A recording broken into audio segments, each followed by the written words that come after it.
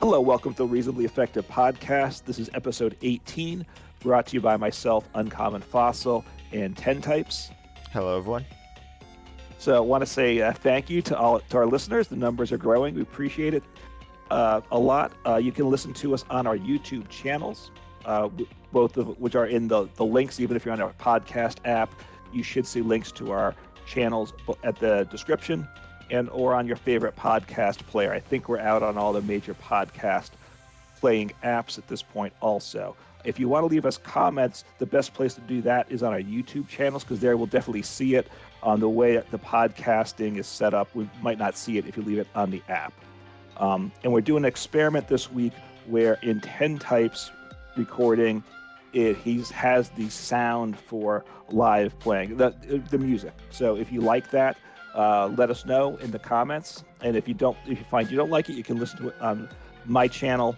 The one I upload to the podcast app might not have the music unless I mess around with that. What do you think? I should try to record your audio for the YouTube? I mean, for podcast? I don't know. I think it's fine leaving it out for, I don't know how many people listen on the podcast platforms versus the video, but I think it's fine to keep it the way it is, and we'll see what people think of it. There should be both, but if something goes wrong, there might only be one version of it. We'll see. But I think we should just hop into it, because if you remember last episode, which if you haven't seen last episode or listened to it, we'd recommend that you probably listen to it, at least the intro, as we're talking about Live's expanded format. So do you just want to hop straight into the decks? Yeah, well, first, just a quick recap, right? Regular expanded is black and white on. Live's expanded beta is Sun and Moon on. So Sun and Moon, Sword and Shield, Scarlet and Violet. So that's the main distinction with it. And then just jump into the decks. We covered a lot of decks last episode. We'll probably, these are a little lesser known, a lot of the decks, but the first deck, which is one I played this week, is a strong one, possibly the strongest, and that is a Shadow Rider deck, which has a number of options in it. Shadow Rider Kyrex VMAX, right, with its Underworld Door that accelerates energy once per turn per Shadow Rider VMAX to a Psychic on the bench and draws 2 cards. Very powerful. And then as you get a lot of energy, Max Geist starts to do big damage. But then where things get interesting and expanded, besides cards like the Dene GX and Tapu Lele GX, which a lot of decks play with this, it's got it's got some ability lock. Alolan Muck is generally played. That's a stage 1. And it's got the Power of Alchemy ability, that where each basic Pokemon in play in each player's hand and in each player's discard pile has no ability. So you do have to be careful. It shuts off your Dene GX, your Tapu Lele GX, but it also shuts off your opponent's basic Pokemon and can really slow them down. And slowing your opponent down is part of what this deck wants to do.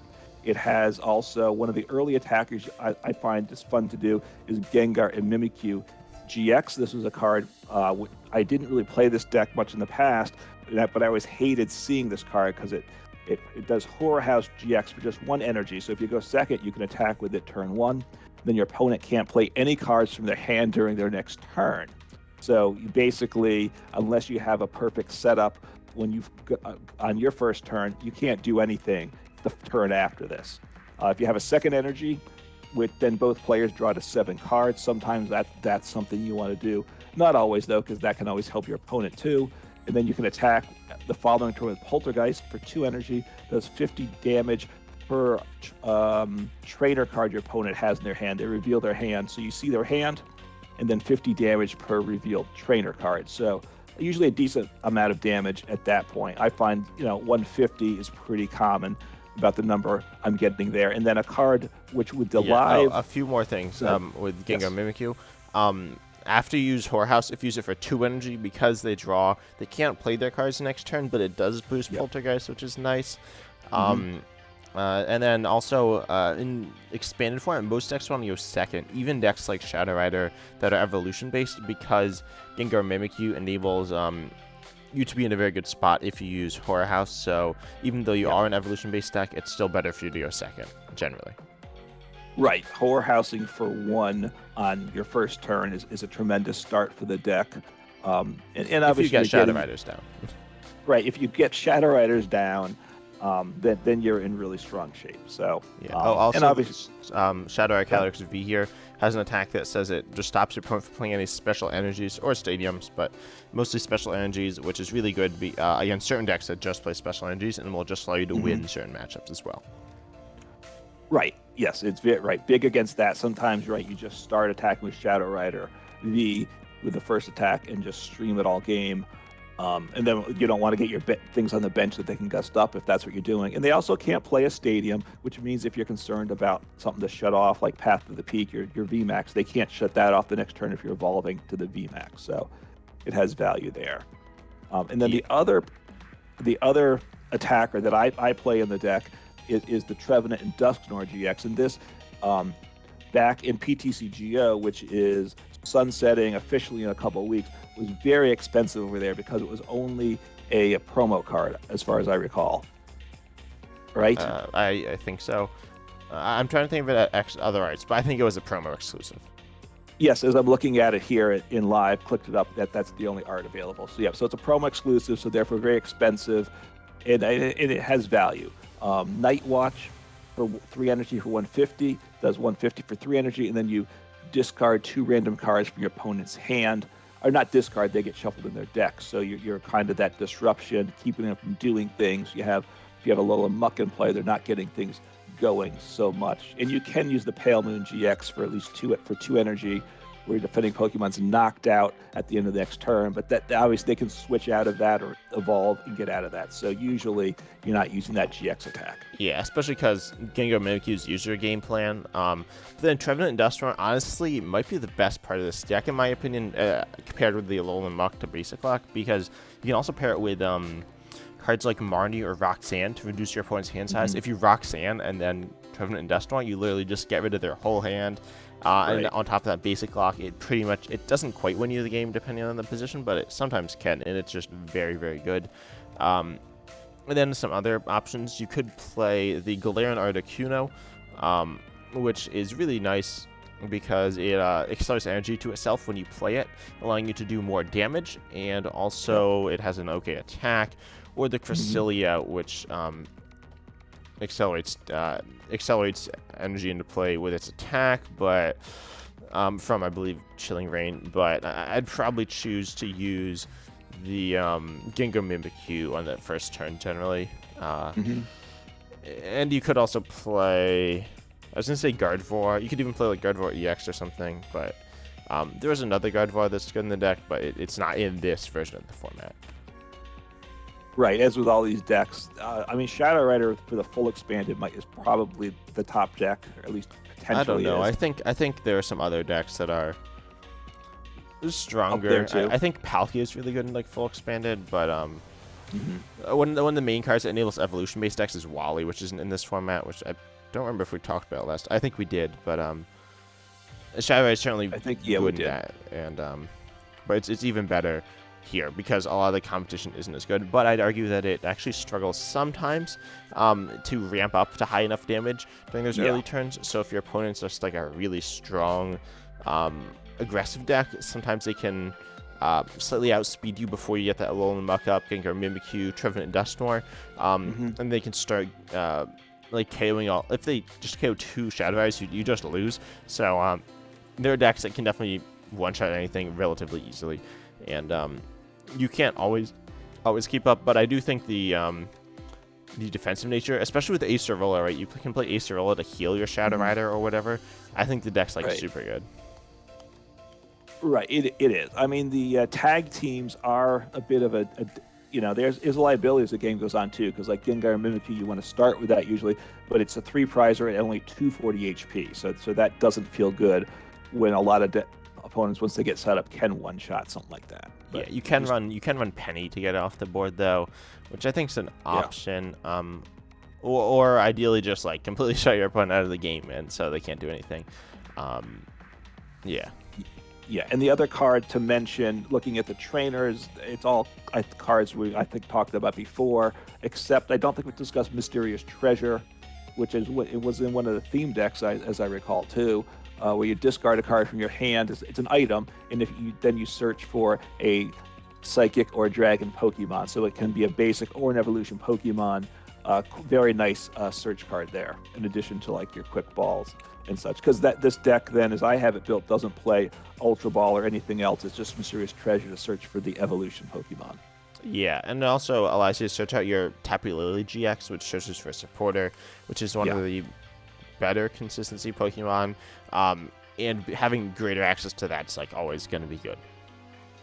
Right, and the deck does, as expected to me, it plays 4 Fog Crystal for a basic Pokemon like Tapu Lele or a basic Energy, and then I think Psychic a Energy. couple. Psychic, I'm sorry. Yeah, correct. Good, thank you. And some Quick Ball I have in the deck also.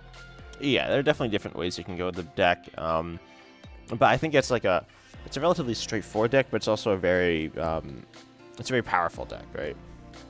It is. As you said, the downside is Shadow Rider's slow, right? Once it gets up, because it takes a lot of energies to be doing the damage. So once it's set up, it's a beast.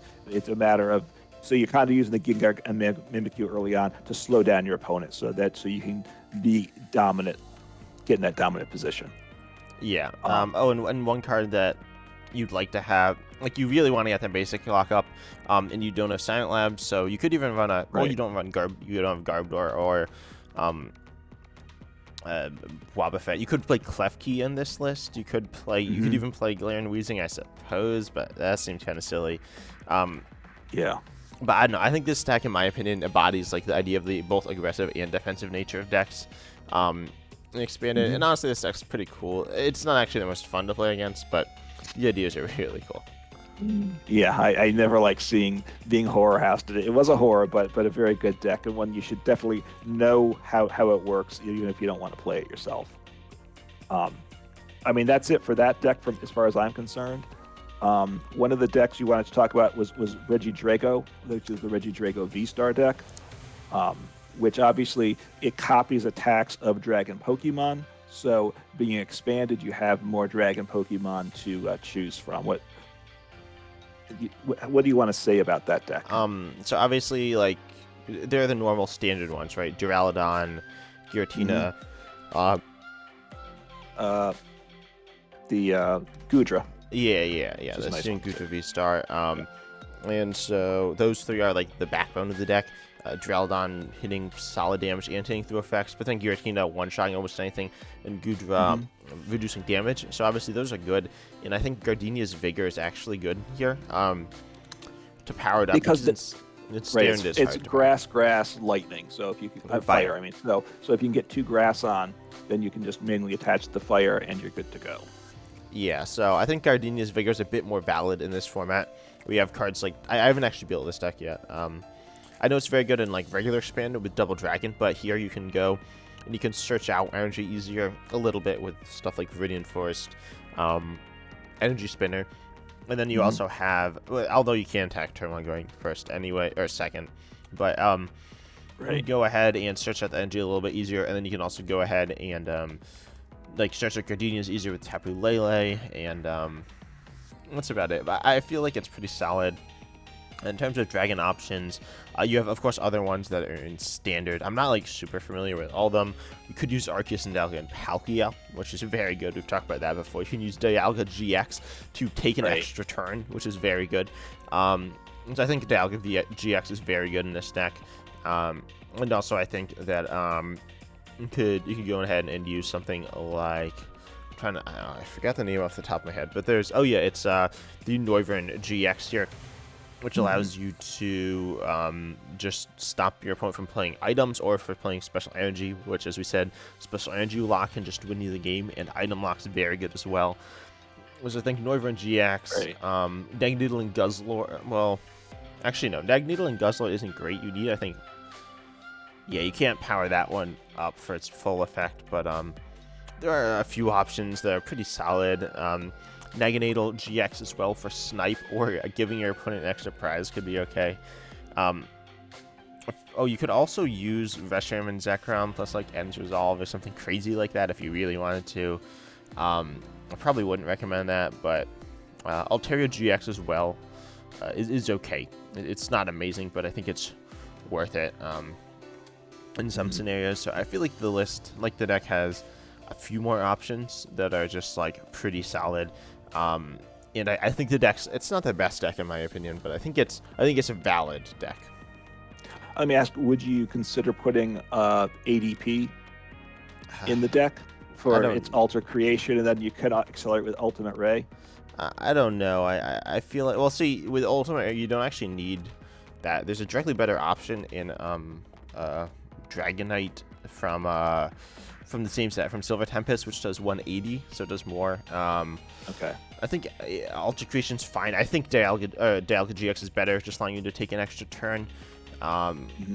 It's just very good. And I think something like, I don't know, I think Dialga GX is probably the best GX attack, because it's pretty much Dialga V-Star's V-Star power, but on a GX attack, so it's very good. I think that one's probably the best option for a GX attack.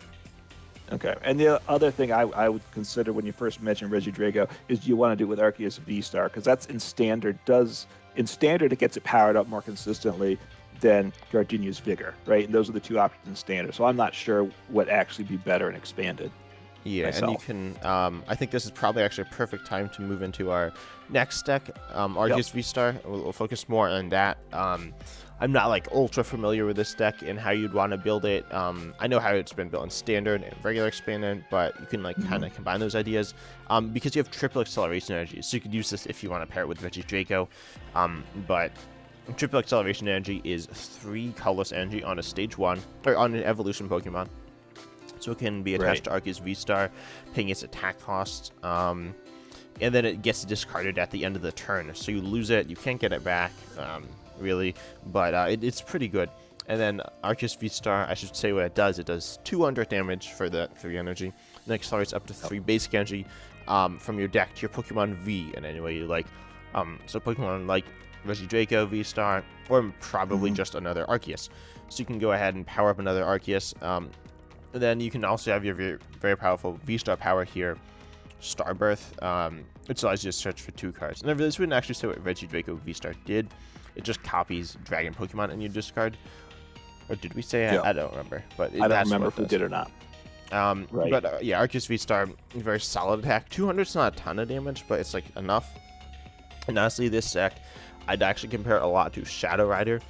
In the fact that you want to play disruption elements, like Alolan Muck. And then you can also pair it with other options. But it's a moderately versatile one as well. Yeah, Alolan Muck's one you might want to pair in. And you could play double colorless also, right? Instead of the double turbo, this gives you that you don't lose the 20 damage with DCE, and you don't lose it every turn. So that may have a place in the deck too. Okay, yeah. So this actually brings me to a different question about live. So obviously I played like Mad Party in expanded in PCGO, and I had like double colorless energy. So I only have 2 double colorless energy in live. So do you know why? I'm missing? You had. And they're not showing. It doesn't show up under an alternate art or anything, huh? No, I have 1 of 2 separate arts. I had, I think, 3 different arts in PCGO, 2 of each, something like that. I don't know. It's not like a huge deal, but I mean, I guess was there an older DCE that was so old it didn't transfer that you had? There's this one here that I'm looking at that. Oh, I might know why. So it gives you some at the start of when you log in. So possibly those cards don't. Oh no, yeah, they are older. No, but some of the ones that are older, you can still play as well. Like I can stick in this DCE that's in the X and Y art. But I think it's because it was from a starter deck in. In the PTCGO the starter deck. Yeah, that could be it. Just kind of weird. That's probably the reason. Yeah, I mean, I'm looking here. I do have my 4. I have more than 4, but I have my 1 playset of the DCE. But I think I traded for those, if I recall, in PTCGO. Yeah. So it could be a glitch. Things happen. Maybe I traded them away. I don't think I traded them away. I think. I mean, it's an uncommon, so it won't be that much to craft them. So that's the good news. Yeah, but anyways, you can use double colorless energy to power up Arceus. and then you can pair it with something like Melanie and like water stuff. I think the main idea is that you want to be defensive, and you can use Sharon's Care or Acerola or Cheryl to completely heal off your Arceus. And then you can pair it with other defensive options. There are a lot of them out there, so I think that's like the main idea of the deck. Right. And you have some more tools that you have to access than in standard to kind of reduce damage or boost your HP. I guess so. Yeah, and you do have access to all the Pokemon V as well, so that's nice. Yeah. I don't know the best options. There are a lot. Probably, I do think the ones that are seeing play in standard right now, the Alolan Vulpix V-Star and the Flying Pikachu VMAX, which are very much tech-based Pokemon. I think they're pretty good in this format. And then, as you said, our Regidrago V-Star is like fine. Do you have any other specific ideas that you could pair it with? Because I don't know. I think it's mostly by itself generally. Yeah, I think it's a healing type deck, which then you're going to pair it. And there's obviously a number of healing options, and we lost a number of healing options with last rotation, plus some older things too. So you can heal and just kind of keep going. Sharon's Care, which you'd still probably play that, which is still in standard.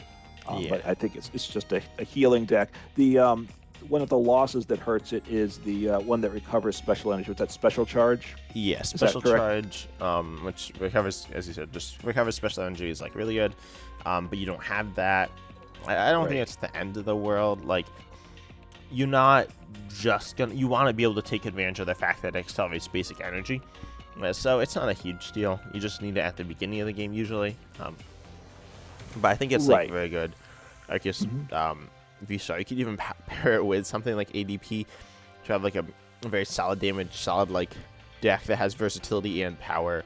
I mean, it won the World Championship, so it's a good card. I don't know if it's always like the most powerful option, and it's a bit weird to play, but I think it's just naturally a very solid deck. You pair it with Rayquaza VMAX, I wouldn't actually hate that. And I'm sure there are a lot of different options, right? Yeah, and another deck I'm thinking of shifting to is the Togekiss VMAX deck, which is not the best deck around, but it's a similar deck. It's a colorless deck. It's a healing deck, and just making life difficult for your opponents, which has some of those same cards that we're talking about for the Arceus deck. So with Togekiss, it's the VMAX 310 HP, which is okay, right? You'd like it to be a little higher if you could. But that has max glide attack for 2 energy, does a whopping 120 damage. Yes, that's not that high, but then you search your deck for up to 2 cards and put them into your hand. So you just get to look for any 2 cards you want after you attack, so that's quite nice. It is a colorless Pokemon, so we have Sharon's Care. Oh, it does have Free Retreat also, so that kind of can help with how things function with the deck. And for this deck, as far as I know, you just play a 4/4 Togekiss line and nothing else. Yeah, probably there. Okay, one thing I want to talk about is the weakness. Lightning type's actually really good. The more I've been exploring it, I think Lightning, which we talked about before with like Pikarom, Rhydon, Vikavolt is like super good. Yes. So being weak to Lightning is like bad, definitely. I think that's like not great. So you could run Dunsparce, right? But that also, it hurts to run other Pokemon. Excuse me. But yeah, and then you would just want to pair it with double colorless energy. Or triple acceleration, probably double colorless. And then, I think now's a good time to talk about like the powerful supported in the format, which really drive the deck, right? Because when you have a deck that doesn't do too much, you need some support. You do have cards like Sharon's Care, Acerola, but then you also have Max Potion, right? And you didn't mention that yet, did you? No, we didn't. So that's an item card in Older One, obviously, because it's been expanded. But you heal all damage from one of your Pokemon, and you discard the energy attached to that Pokemon, which is why. So you heal all the damage off, and then if you're using triple acceleration energy, which pays for the attack cost, it gets discarded after your turn anyway. So if you max potion the following turn, you're not getting rid of any energy. So it's quite nice in that regard. It's a way to fully heal it up without having to scoop it up with Sharon's Care, for instance. So very nice there. the deck. I'm trying to look through it. There's a lot of just that was like the main heal besides Sharon's Care and Cheryl, which obviously is exploration. And then one of the nice supporters you can play, which I don't think we've discussed yet, is Green's Exploration, which is if your Pokemon, you can only play this card if you have no Pokemon with abilities in play. So Togekiss does not have an ability. Yeah, but you can't use it with Dunsparce then. Correct, not with Dunsparce in play. There are decks that would play Greens with some ability Pokemon, knowing they can only use it occasionally. But yes, you're correct. Dunsparce makes it so you can't play Greens. And there is weakness policy, but that's not in this expanded format, right? That was a tool that removed weakness, which would be useful, but we don't have access to that. Yeah, there's weakness guard energy, which does exactly what it sounds like. It turns off your weakness, but it doesn't really pay the attack cost. It's only one colorless energy, so if you want to get fancy with it, you can stick in powerful energy and weakness guard energy. But I probably wouldn't recommend that because, as we talked about, it only does 120. So you could even just play double colorless and double turbo. Triple acceleration energy is fine, but it's not amazing. But Green's Exploration allows you to set up, and then you have a wide variety of good supporters as well. Notably, in terms of recovering supporters, you have Palpad, and you have Palpad, but then you have Lusamine, which is actually like a super insane card that's banned. It was banned, but now it's not banned anymore. It says put 2 in any combination of supporter and stadium cards from your discard pile into your hand. So you can actually recover Lusamine and something else. So you can have infinite recovery with that. And then you're going to be looking at cards like one of them ones that's pretty solid is Silene, which allows you to recover anything. You could also recover on a coin flip. Yeah. It's you on average you recover 1 card, which is fine.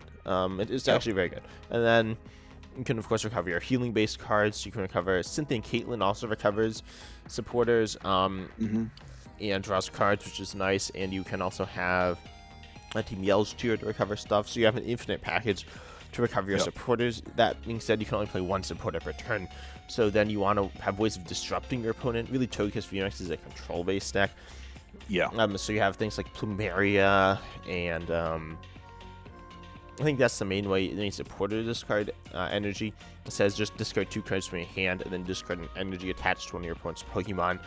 You also have cards like Crushing Hammer.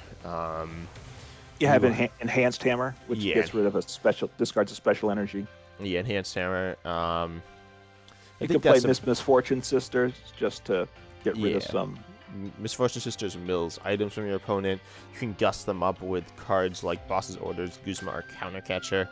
And then you also have I don't know. I think there are a few other options. Oh, Path to the Peak to turn Path. off. You're getting down.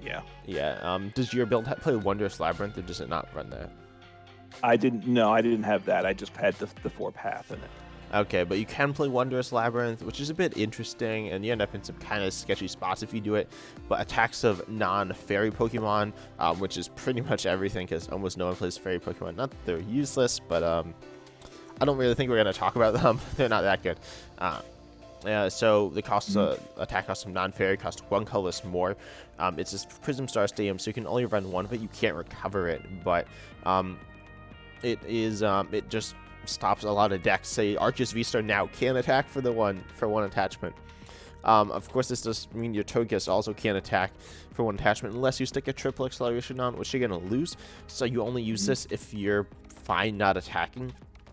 But as this is a control deck, if you get Wondrous Labyrinth to stick, you can just win the game if your opponent's not really able to attack or bump this. Yeah, and we didn't mention Faba, did we? Which is I forgot about Faba. Which is a bit of a silly card, but again, it goes in a deck like this. You choose a Pokemon tool or special energy card attached to one of your opponent's Pokemon, or a Stadium Sim play, and it goes in the Lost Zone. So 1 tool, special energy, or Stadium, you get rid of for the rest of the game. Yeah, which can be nice. It's not like insanely good because people aren't really going to be recovering them too much. So it's only a fine card, but it's not bad. It's certainly worth running. And then also, of course, if you're playing a control-based deck, you want to be able to access your prize cards. So you have both Peonia and Gladion to allow you to have a ton of access to your prize cards. Gladion, a very specific one that swaps itself for the card in your prizes of your choice. And Peonia, allowing you to have a look at 3 of your prizes and then switch them with cards in your hand to your liking, giving you a very good position. Which we'll talk about Peonia later if we have time, which I hope we do.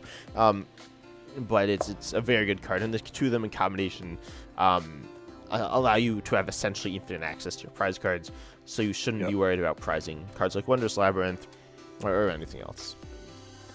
Yeah, so it's it's a solid deck. It's not probably the best deck, but it's a solid deck. And again, you need to, if you're going to play an expanded, you need to know about these decks, even just so you can play against them, because disruption decks, if you're not prepared for them, aren't going to go well for you. Yeah, and I think we should talk about one of the other control decks. There are a few, and I don't know exactly what you have access to, because really the main recovery Pokemon are Sableye, Rangru, and Bunnelby. Bunnelby is not in the format. Rangru is banned, and Sableye is both not in the format and banned, so you can't use those. But you do have, I don't know, you don't have great options. You do have Excadrill. I guess we'll talk about Excadrill now, which has an interesting attack here. Rototiller, shuffle for 1 fighting on a stage 1, shuffle 4 cards from your disco pile into your deck. That's a lot of cards. That's very nice. Of course, it is an evolution. So if you're playing this as an evolution-based deck, you could include Zoroark, which I guess we'll talk about now, or we'll talk about soon. But Zoroark is really nice because it lets you turn into any stage 1, but you don't have to play Zoroark to play Excadrill. But because it is a fighting Pokemon, you have a few interesting options. And notably, you have, I believe it's Focus Sash. Is that the card? Maybe that's not the card. Focus Sash. Is that not in the format? Maybe Focus Sash isn't in the format. Yeah, I don't believe it is. Okay, so Focus Sash is not in the format, meaning that you can't. I wouldn't say it's as good. Yeah, okay, that's older. So honestly, the control options in that regard are kind of weak. Not that Excadrill is bad, but it's not. It's just gonna kind of die. But you do have access to recovering a lot of cards with that, or with, I believe, a Lantern as well. From Lost Thunder with its attack Salvage, shuffle 4 item cards from your disco pile into your deck, which can be very good. Obviously it's different, doesn't recover everything, but between those 2 you have a lot of options to recover anything. And then I'll talk about Raichu here, which is also pretty good with it's not amazing, but its ability Evo Shock. When you evolve into it, you paralyze your opponent's active. Now, people do run Switch cards, Guzma, but then also people run Switch a lot. Because there's no Floatstone, Switch is relatively common, right? I think. Yeah, I mean, there's that, and there's Switch. I mean, there's Air Balloon, obviously, but Floatstone was much better than that. So Switch is you may see that. Or Escape Rope or Switch card, which are like the same thing. You can paralyze your opponent, and there are some ways of stopping supporters, but they're not amazing. So I'd say there isn't the full breadth of stopping Guzma like there was previously. You can trap him with paralysis with Raichu, and then spam some attack that recovers stuff, and then also scoop him at Raichu to reuse it. Or you could also use one of the Snorlaxes with block. There are actually 2 of them. Oh no, there's only one in this format. The one from Pokemon Go just stops your opponent's active from retreating, which can be very good. So, yeah, I definitely think that's a good card. Yeah, and even if they can eventually get out of the paralysis, it might take them a few turns to do it. So that can work in your favor, and you can always reparalyze them again. Because like you said, we do have Scoop Up Net in Expanded, so you can scoop it up and just get it evolved again when you need to another turn. Yeah, and we also have Devolution Spray Z, which allows you to devolve your Pokemon. It says devolve one of your evolution Pokemon by shuffling any number of evolution cards on it into your deck, which is fine. You can't re-evolve it immediately, but it's fine. Pretty much the same thing as Scoop Up Net. I'd say Scoop Up Net's a bit better, but that's up to you. I don't think those control decks are amazing, though. They're a bit awkward to use, and a lot of decks in Expand can outspeed you. So instead, I'd say The Rella and Alolan Exeggutor is actually very good here, right? So this has an attack called Super Growth that's for free on a tag team. It says search your deck for a card that evolves from one of your grass Pokemon and put it onto that Pokemon. If that Pokemon is now a Stage 1 Pokemon, search your deck for a Stage 2 Pokemon that evolves from that Pokemon and put it onto that Pokemon to evolve it, then shuffle your deck. So pretty much it fully evolves your grass Pokemon on the bench. There are a few nuances that would cause that not to happen, but generally that's what it does. And so you're looking at 2 Pokemon here, Vileplume. Keep in mind there's no item lock Vileplume, but there is the basic blocking Vileplume with the ability Disgusting Pollen. As long as this Pokemon's here active, your opponent's basic Pokemon can attack. There are a lot of decks that are just basics. I think almost all the decks we talked about last time were all basic. So Vileplume is almost an auto-win against those decks, right? Yeah. And then the Decidueye here has an ability Deep Forest Camo. Turn off all effects done to this Pokemon by attacks from your opponent's Pokemon V and GX. Those are a lot of the other decks. Honestly, a lot of the decks are basic GX decks, so either is fine. But you can use this against the V-Stars and V-Maxes and Evolution GXs, which aren't super common, but see some play. The big problem is Evolution Single Prizers, and which are not super common, but they will pop up here and there. And then Evolution EXs, which are like looking at Arcanine, Gardevoir is certainly problematic, and mostly Gardevoir, I'd say. And there are the Pokemon that hit through effects too, like Duraludon and such. And there are some options there that people may play in things that just hit through. Yeah, although something like Giratina V, which hits through effects with this attack, will not be able to hit Vileplume. Vileplume stops it from attacking, but then, as you said, stuff like Duraludon VMAX, there are a bunch, but they will cause problems. Also, effects of attacks cause problems, as well as like abilities. So Inteleon with its ability to ping, or Sableye, I suppose, with its ability to attack to ping. You can stop those with Stealthy Hooded Big Parasol, though. So I think Rowlet and Alolan Exeggutor is viable, and then you just stick some Grass Energies on it to like do a little bit of damage. This Decidueye's attack in particular isn't too bad. Vileplume's is kind of bad, though. It's like 60 for 3, and then it inflicts a special condition. But you also have this interesting Gloom that the deck plays, which says, which obviously won't be in play a lot if you just go to Vileplume, but it allows you to pop a Pokemon from their hand onto the bench to trap stuff, right? You have various options of trapping Pokemon. Things like Manaphy, this Gloom here, which isn't great. Manaphy's better, but Echoing Horn and Mawile GX to drag Pokemon onto the board, which is very useful. And then you can do that to hopefully when you the game by trapping something. As we said, there are ways of escaping that are pretty common, but you still can try to cause problems for your opponent. Yeah, I mean, it's a very disruptive set of packages, and obviously expanded control and disruption is just that much stronger. Yeah, and I guess there's one other control deck. So we'll talk about Lily's Pokédoll, right? You like that card? I do, yeah. It's a lot of fun. I don't have the text in front of me. Okay, I got the text. So you play this as, I mean, I'm just going to summarize it anyway. It's an item card that you play as a basic Pokemon. It has 30 HP, can't retreat, but if it's in the active, you can just send it back into your deck, actually making your deck infinite under most conditions. And then that's very good, but also if it dies, it doesn't give up any prize cards, so that's super good. And you play this in Luke Metal, right?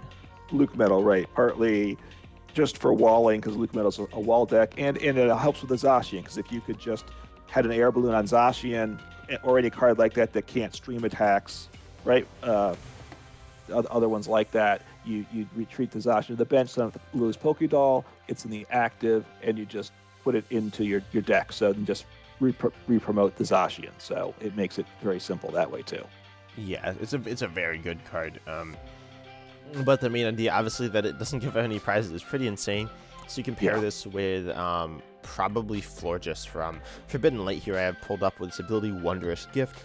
Once during your turn, before you attack, for each Florges you have, you may flip a coin, and if heads, put an item card from your discard pile on top of your deck. So every floor just has the potential to recover a Pokédoll. A Pokédoll, yeah, or something else, right? You can recover a wide variety of things. And pretty much, like, you can recover Pal Pad to recover your supporters. It's very good. Of course, there's a Fairy Stage 2. I could get into more details about the deck, but pretty much you have some ways of protecting them. Notably, Ribombee protects from supporters. You don't have the Mr. Mime with Bench Barrier, which is a bit unfortunate. We still have other options for Bench Barrier, like Mew and Manaphy. Yeah, I think that's enough for control. Yes. I don't know if there's ever enough. Or do you want it? But I think that's fine for now. It's fine for now. Yeah, I mean, we're talking about things we don't know so much about anyway at this point, I think. How about we talk about Eternatus, which is a very interesting deck, I guess is how to say it, in Expanded, right? Because you're familiar with Eternatus VMAX, most likely, just recently rotated, right? With Eternal Zone ability, if all of your Pokemon in play are Dark type, you can have up to 8 Pokemon on your bench, and you can't put any non-Dark Pokemon into play. If this ability stops working, you discard Pokemon from your bench until you have 5. And this is a deck which takes advantage of the fact that you can go from 8 to 5 and back and forth during your turn, right? It utilizes Kecleon from Chilling Reign. Chilling Reign with Crobat Shift ability. If this Pokemon is the same type as any basic energy attached to it, and can even be more than multiple types if there's multiple energies. So it can become a dark type Pokemon when you have a dark energy. You get rid of the dark energy, it's no longer a dark Pokemon. So you can go from 5 to 8 as much as you want, as long as you can get that energy on and off the Pokemon, right? Yep. And you want to talk about the other 2 pieces in that deck? Yeah. So there's really one main other, and there is 2, but Weavile GX here, who has its ability that unsurprisingly just moves your basic dark energy around, so you can move it on and off the Kecleon, shrinking and expanding your bench, which is fun, but that doesn't necessarily do anything other than, I don't know, it allows you to, like, remove damage Pokemon, which is kind of cool. But then really importantly, we have Darkrai GX with its ability Restoration. If it's in the discard pile, you can stick it straight onto your bench, and then you can attach a dark energy from your discard pile to this Pokemon. So you just bring 1 dark energy back with it, and then you move that off of Darkrai to wherever. So, and then you shrink your bench again, send Darkrai back to the discard pile, then drag, and then you shrink your bench by moving the energy off Kecleon, and then you move it back on, and then you can grab another energy out of the discard with Darkrai. You can actually grab all your energy out of the discard pile with Darkrai. Keep in mind, this is better with Battle Compressor. It's better with Battle Compressor and some other tools as well. So it's not an insanely good deck in my opinion, but the combo is really strong. It allows you to power up various attackers. Notably, Umbreon and Darkrai GX is pretty good. Guzzlord here, allowing you to... I guess I should talk about Umbreon and Darkrai. It does an attack that for 6 energy, it's a GX attack. When it instantly KOs the active, your opponent's active, and then they can't play any trainers next turn. So it's very good. Guzzlord, if it takes a KO, it's 4 energy for a 120, but then it takes an extra prize if it takes a KO. And then lastly, which doesn't see as much, well, there are some other options. Greninja and Zoroark here. Tag Team GX just does more for each dark energy you have in play, which is of course very good. And then lastly, we have Darkrai V-Star, right? Which just does the same thing as Greninja and Zoroark. It's an evolution, but it does have a V-Star power that recovers stuff, so it's pretty good. Yeah. And like with the Dark deck, the Umbreon VMAX with its gusting ability is something you can toss in that deck too, to kind of control the game a little more and get a free boss when you want to. I would think too, as a possible add.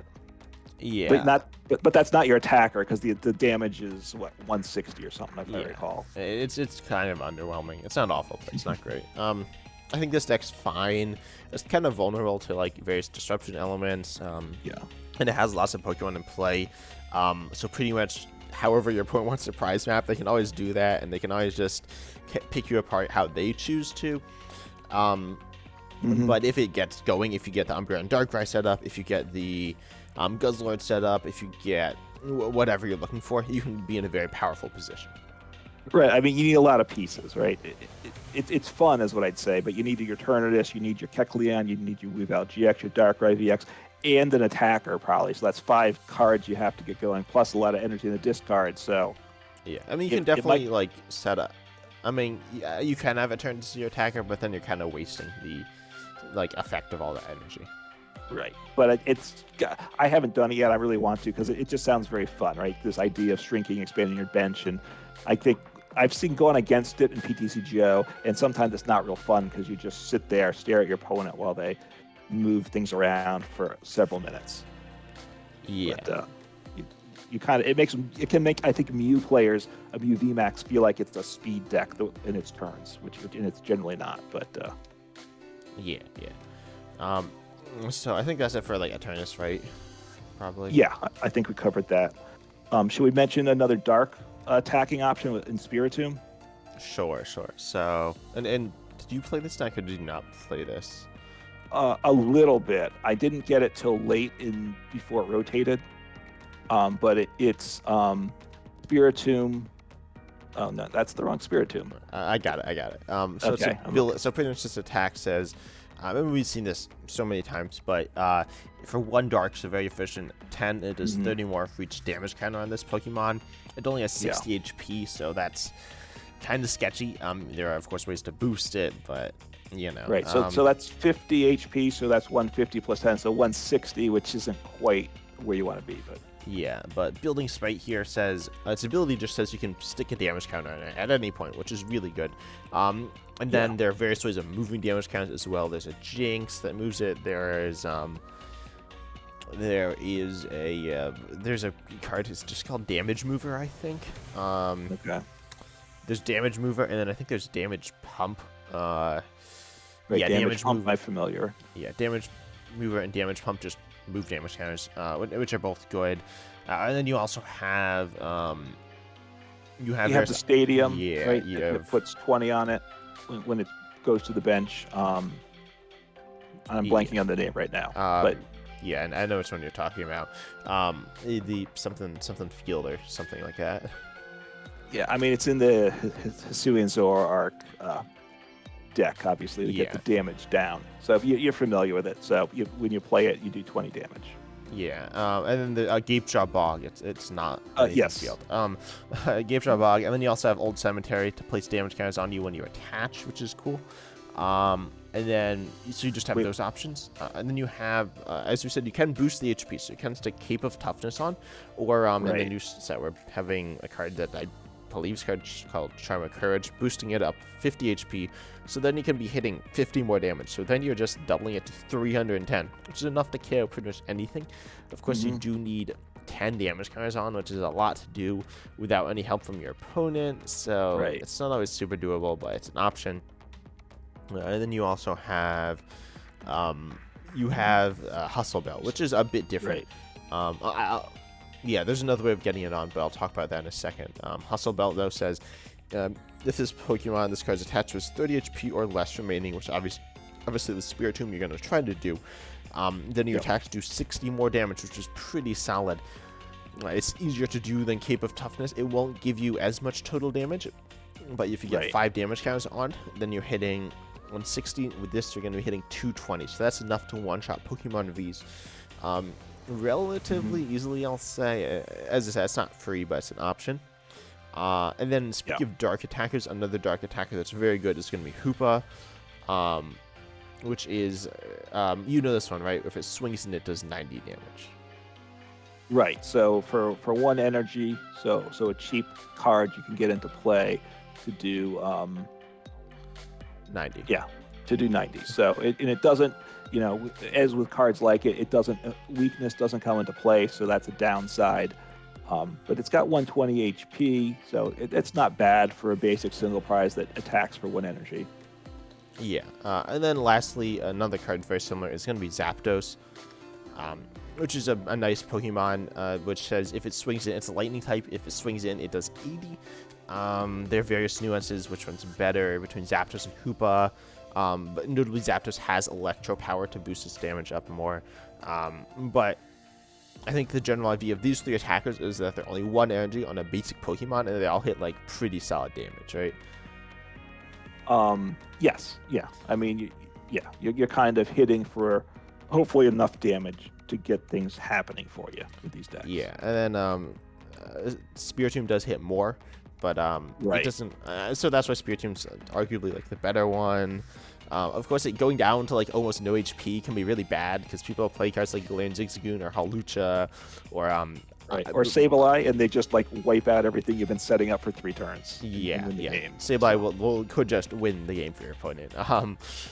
So there are very spread options, so that's why Spiritomb can be bad. But the one way you can add more damage on is with that was kind of a weird transition, but Rainbow Energy. Okay. Yes. Obviously provides one of each, provides every type of energy, only one energy at a time. Right. But when you attach it, you put a damage counter on it, so it naturally has synergy with Spiritomb, which is good, right?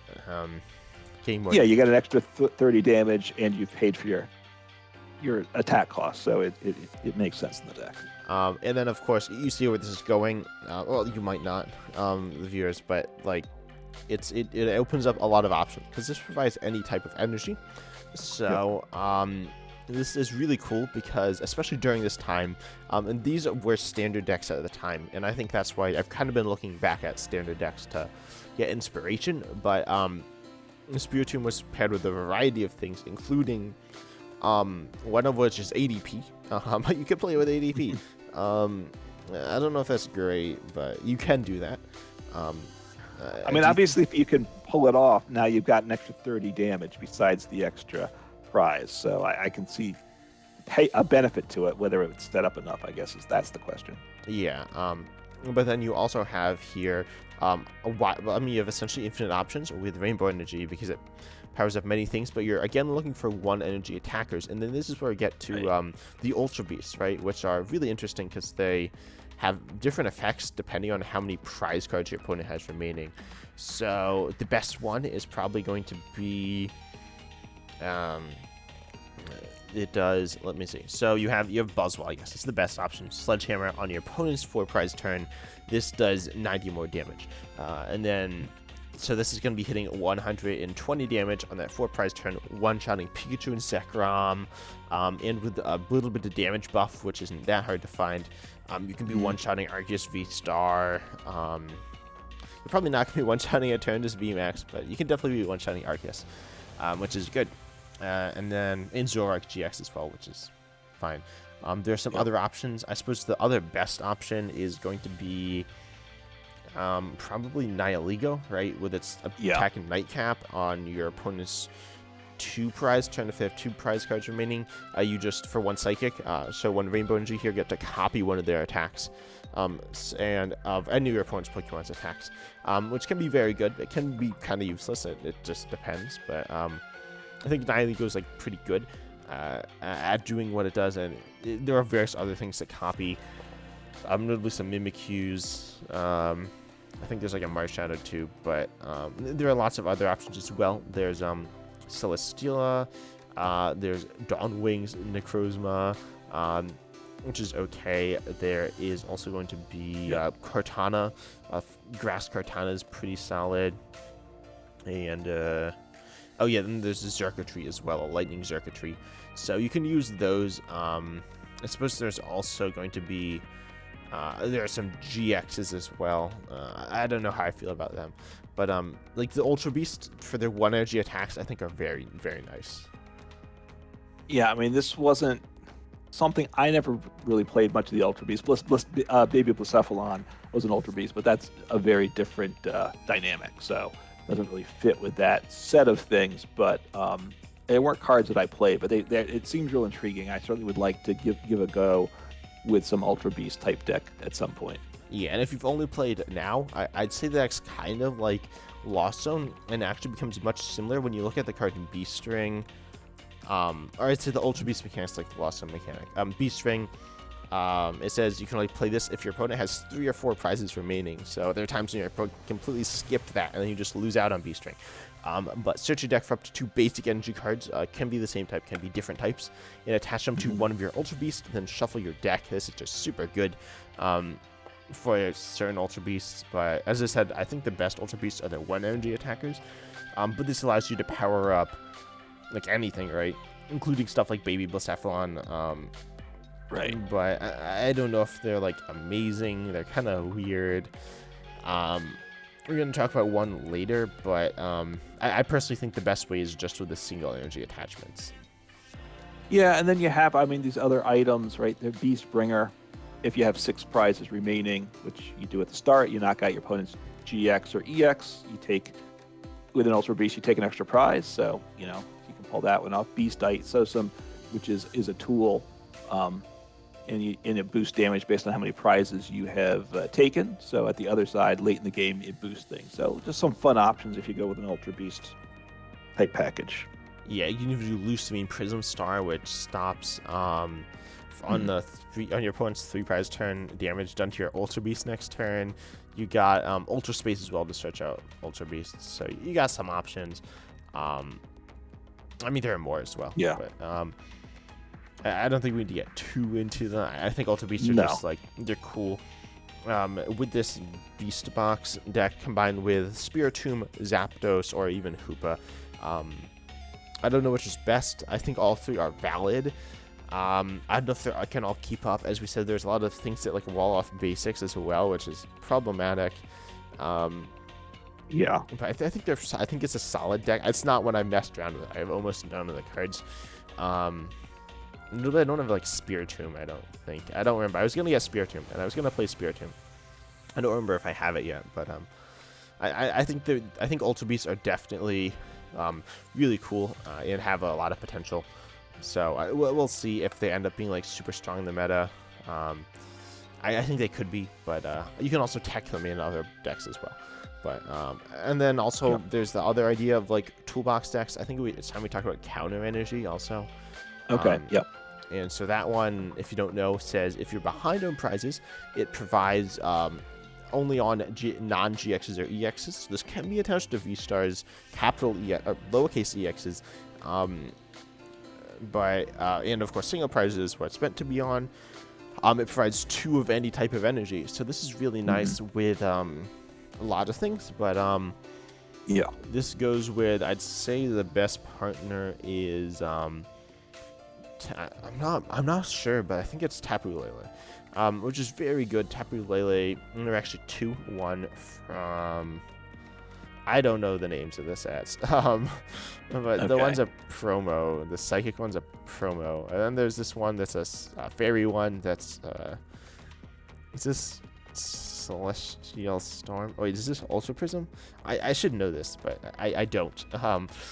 Anyways, there's this fairy Tapu Lele that says magical swap, move any number of damage counters on your opponent's Pokemon to the other Pokemon in any way you like. And you pair this with, I suppose I should have started with Tapu Koko from the promo. Tapu Koko with this attack Flying Flip here, doing 20 damage to each of your opponent's Pokemon. This card was absolutely insane when it was in Standard as both a great pivot and a viable attacking option. But obviously, if they have a full bench of 6 Pokemon, or full 6 Pokemon in play, 5 on the bench, it does 120 damage. Hopefully, they don't have a Pokemon like Mew or Manaphy or whatever to block bench damage. But if they do, you can turn it off with a Alolan Rock. And so you just do this. Tapu Koko, do spread a bunch of damage around. You can even pair it with, there are a lot of other options. If you spread a bunch and then you just move it around with Tapu Lele, and then you just win the game with that. One thing I'm not sure about is this takes a long time to do. So it might not actually be viable in Lives Expand form because you might time out before then. Which would be unfortunate. In which case, someone tell me that. I don't know if you time out or not when using the attack. If you do, obviously that's really bad. And hopefully Live fixes that. If you don't time out, that's nice and it's a very good attack. Although it is still very annoying because it will take you probably like 2 minutes to pull off the attack because you need to move damage counters. Maybe it's faster in Live, I don't know. But that's a very solid option. Of course, you need to be down on prizes. You're essentially taking no prizes for the whole game. until you start using Magical Swap. And then you just hopefully win the game on the spot. And then also you can pair it with the Passimian deck, which says the Passimian from Sun and Moon does 30 damage from essentially 10 plus 30 more for each your bench Passimian. And then you have the Passimian with Power Huddle, boosting your damage of your active Passimian to your opponent's active evolutions. Notably, this is very good against cards like Eterndis and Arceus. Arceus V-Star, Eterndis VMAX. I don't know if it's amazing. We can pair this with like Tapu Koko and stuff. And then, of course, there are other options for counter energy. I don't know all of them. I don't know the best options, but other than Tapu Lele. Tapu Lele is super good.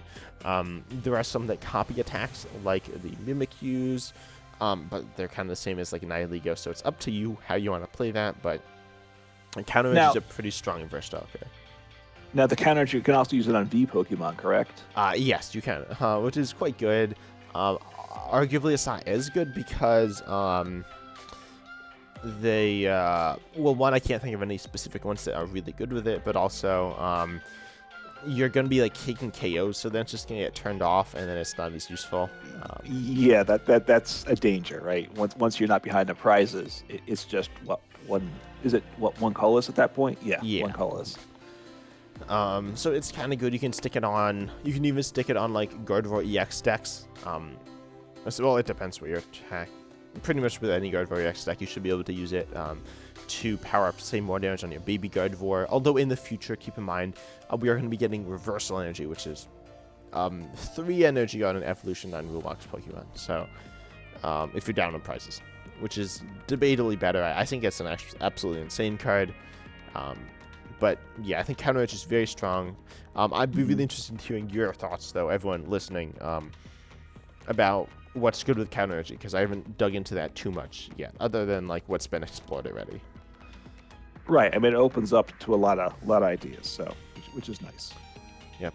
And then, are there any other decks to talk about? Unless, was there anything with Zoroark you wanted to discuss? Or okay, no? yes. That might be the last Zoroark. So Zoroark is, I think, the last deck, which is really complicated. This is crazy. First of all, you have the Phantom Transformation Zoroark, which has an ability I mentioned earlier that says it can turn into any stage 1.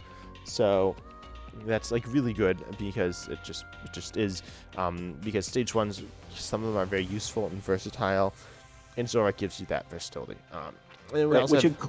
Which includes the GX's stage 1s and the EX's stage 1s. Zoroark can turn into those multi-prize Pokemon. Yeah, which is nice, and some of them are very good. And then you have Zoroark GX, which you can actually, I believe, turn your Zoroark into a Zoroark GX, which is kind of silly. You can do that as its ability to trade here. Once during your turn, before you're attacking, you discard a card from your hand and to draw 2 cards. This is the same effect as Kirlia, Shinchino, Empoleon, which is Liepard as well. In fact, the same name as Liepard, which is very good. That being said, it's an evolution, 210 HP, not particularly amazing, so kind of vulnerable, but same evolution line, it's pretty solid. And actually can be very good. And even Riotous beating attack 20 for each damage for each Pokemon you have in play. You can even pair this with Eterndis VMAX to do even more. And of course, you can pay this for only 1 triple acceleration or double colorless, and also even Trickster GX, allowing you to use one of your opponent's Pokemon's attacks. Although it's kind of hard to pay off, so you probably won't be using that. Too dark, so if it's a dark type deck, probably. Now, deck is, you could use a bench Pokemon's attack also of your opponent. Is that correct? Am I reading that right? Yeah, I believe so. I don't think most Zoroark GX decks play Dark Energy. I've never really seen Trickster GX used. I'm not gonna lie, but it's a pretty solid. It's an option in certain decks. But then, of course, there are so many various options. I'll touch on Ditto Prism Star here, actually, which is kind of interesting because it says it's a Prism Star. It's a basic with just 1 ability, no attack. You can evolve it into any stage 1, which is super fun because it's versatile, so it almost fulfills the same role as the Zoroark to transform. But then you can go ahead and turn into... there are a lot of options. I'll talk about Alolan Raticate first, actually. from Pokemon Go, I think. Yeah, Alolan Raticate from Pokemon Go with this attack Super Fang. Put damage cards on your opponent's active Pokemon until its remaining HP is 10. So you can pay this for 1 trip acceleration energy. And then assuming you have some way of poisoning them or burning them, such as, I believe, Garbodor, right? Garbodor. I think so. Yeah, from Rebel Clash. If you have a stadium in play, you can just make your opponent's active poisoned. You can just instantly KO anything with that, which is pretty insane. You don't necessarily need Zoroark to do that, but you can do that. And speaking of Garbodor, we have Garbodor with Trash Lance doing 20 for each item for card in your opponent's discard pile for 1 Psychic on an evolution, stage 1, which can be very good as well. It was very good previously with the Garbodor with this ability to item lock, but that's not here. So this Garbodor is still very good. Yep. And then we also see, let's see, I guess I'll talk about Naginatal GX. Or actually, can you explain that one? Hang on. Yeah, just got to get it up. Naginatal G. Yeah. Wait, this is not the Ultra Beast one or the. Huh? Oh, they're both. Yeah, Oh, the Stinger. okay. I'll say it. No. So Stinger, which is a GX attack for 3 energy. There are 2 Naginatal GXs actually. Yeah. That's the one that was in the World's semifinal or finalist deck. So Stinger GX. Both players shuffle their prize cards into their decks. Then each player puts the top 3 cards of their deck face down as their prize card. So that's your GX attack. So all of a sudden, whatever the prize situation was before, it doesn't matter. Both players go down to 3 prizes at that point. Yeah. So there are some various ideas with this. Notably, if you're against ADP, they can just win the game on their next turn. So the fact that there's no Pokemon Ranger means that ADP is very bad for this. So that's the one thing you need to understand. But ignoring that, this means that no other deck can win the game on the next turn unless they have massive amounts of spread through some unique fashion. You can generally stop this with Big Parasol or Manaphy or whatever. But generally, they won't be able to win the game on their turn. And they'll probably just KO the Naginatal GX, which is very doable. But then you are in a very good position because now you have you have 3 prizes remaining. They have 1 prize remaining. So this actually opens up Slowbro from Pokemon Go, right? Which just takes 2 prizes with its attack for 2 colors on stage 1, which is pretty good. Yeah. But you need 3 prizes. How do you get the 3rd prize? Because your Yeah. opponent's down to 1 prize. Okay, now you're real. So there's something we're missing, I guess, with that. So. Yeah. You don't remember. This is I foreshadowed it earlier with Peonia, right? This is where Peonia comes into play. So Peonia, put up to 3 prize cards into your hand, and then for each prize card you put in this way, you just return them. You can like mess with your prizes. Right. So you're going to go and put Jirachi Prism Star into your prize cards, which has its ability that says you can take an extra prize card. Pretty much, if you take it as a prize card, you need an extra bench spot, but it is what it is. And Jirachi Prism Star, obviously, you just win the game. You take 2 prizes plus this other prize, you win. And with Peonia, you know where Jirachi Prism is, so you're gonna hit it. You're not gonna like take the other 2 prizes and then fail. So that's nice. But that's obviously a lot of pieces, right? Yeah, I mean it works. You just win, but you've got to get it set up. Yeah. So. But luckily, that's where we got our other trick here with Persian GX. With its ability Catwalk, 1 stinger turn before you attack. If one of your Pokemon GX or EX was knocked out during your opponent's last turn, aka they probably KO'd your Naginatal, or say a Zoroark GX. During your opponent's last turn, you may switch your so now you may switch your deck for up to 2 cards, any cards, and put them into your hand, and then shuffle your deck. You can't use more than 1 of this ability per turn, but that's still fine. You just search your deck for probably just the Peonia and the Jirachi Prism Star. Jirachi, right? Yeah. And you do still need an energy, which can be like a triple acceleration energy, a double turbo energy, a double colorless energy, a twin energy. You got tons of options, so you can just do that. With that being said, like, what if your opponent doesn't take 2 prizes? So now you have some other options. This is where things get a bit more complicated. Again, if they have a 3 prizer, you can just KO that. As I said, you have that Garbodor plus Alolan Raticate combo. And you can also just try to KO stuff. Say you VMAX, you can go in with the Mightyena, an evolution that just one-shots me VMAX. And then there are also some things like Dugong. So this deck's called Checkmate because it puts you in a checkmate position, hopefully. But Dugong here from Unbroken Bond says discard for 3 energy on a stage 1, aka a triple acceleration energy. Discard 2 energy from this Pokemon. This attack does 60 damage to 2 of your opponent's Pokemon. So hopefully this allows you to just win the game by killing a single prizer and a 2 prizer. And you kind of set this up before falling behind on prizes and then go out and use Dugong at the end of the game to win and hopefully take your 3 prizes. That gets a bit sketchier. And there are other options as well. I remember when this deck was in Standard, there were some ideas to take out Pikarom in one shot or Reshiram and Charizard in one shot, but because those aren't as expected all the time, I wouldn't recommend teching against them directly, but I'd say the main win condition is that Slowbro plus Jirachi Prism Star or the Alolan Raticate plus the Garbodor. All right, good. I mean, I think just in summary, a lot of these decks for inspiration, you're looking to the Sun and Moon era decks that were strong decks, right? Because the expanded decks, some of them work with this truncated expanded format, but some of them don't really work so well. So it's a new format. So the Sun and Moon era decks is one place to look for ideas to kind of build upon. Yeah, a few of them don't work though. Control doesn't really work because most of the cards are like banned, or now banned. And then also a lot of like the older Sun and Moon decks like Gardevoir, GX. If you compare the Gardevoir EX, it's just really bad. Glyspot GX, Buzzwole GX, I don't think is good enough. Lycanroc GX is kind of meh. Its ability is the same as Umbreon VMAX's, which is nice, but I wouldn't say it's an amazing Pokemon. But then Decidueye GX isn't even that great, mostly because of its low damage output. Though you can play it in Eggrow. And then I'm sure I'm missing some other ones, but most of the early GXs aren't that good.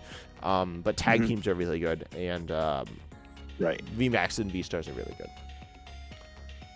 Yeah, the late Sword and Sun and Moon and early Sword and Shield, there's a lot of good options in that area, I think, to develop.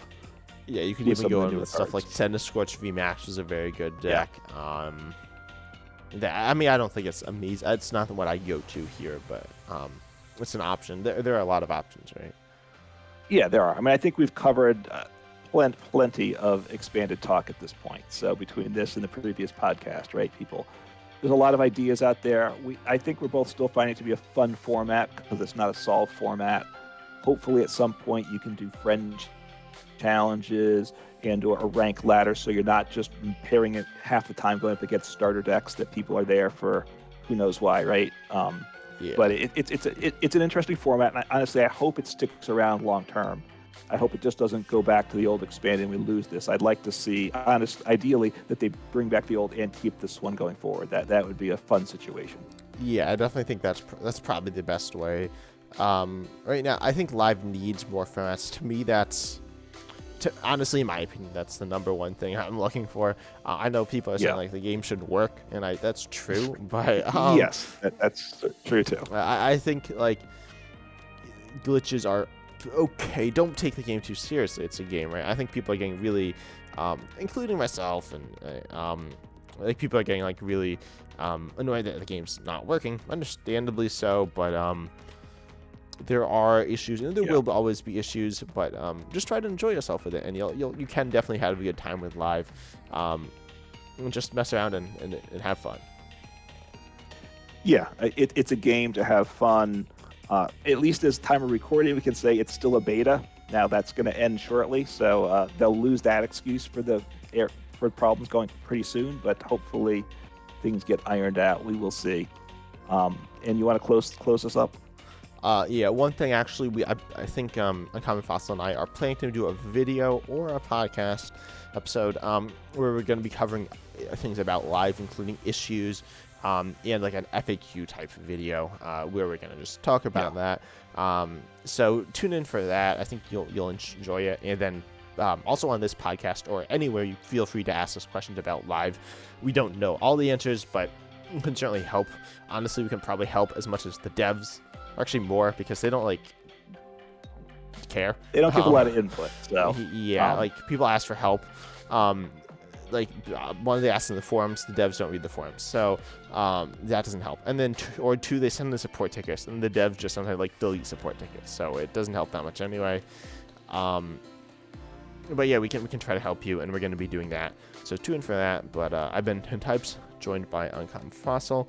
We are the Reasonably Effective podcast, where actually surprisingly close to monetization, which is kind of funny. But yeah, hopefully you enjoyed.